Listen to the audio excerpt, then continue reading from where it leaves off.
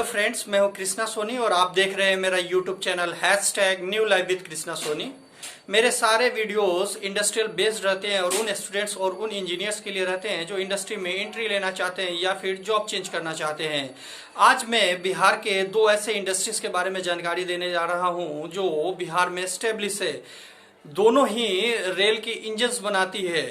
पहली सारण डिस्ट्रिक्ट के मरौरा ब्लॉक में जेई द्वारा निर्मित लोकोमोटिव इंजन्स बनाने की कंपनी है और दूसरी मधेपुरा डिस्ट्रिक्ट में एल्स्ट्रॉन कंपनी जो कि इलेक्ट्रिकल इंजन बनाती है। ये दोनों कंपनियां ही मेड इन इंडिया के तहत रेलवे के इंजन्स बनाती है। अभी हाल ही में एल्स्ट्रॉन मधेपुरा ने 12,000 हॉर्स पावर की मेड इन इंडिया के तहत इंजन बनाई हुई है। आप भी देखिए ये मेड इन इंडिया द्वारा बनाई गई इंजन कैसी है।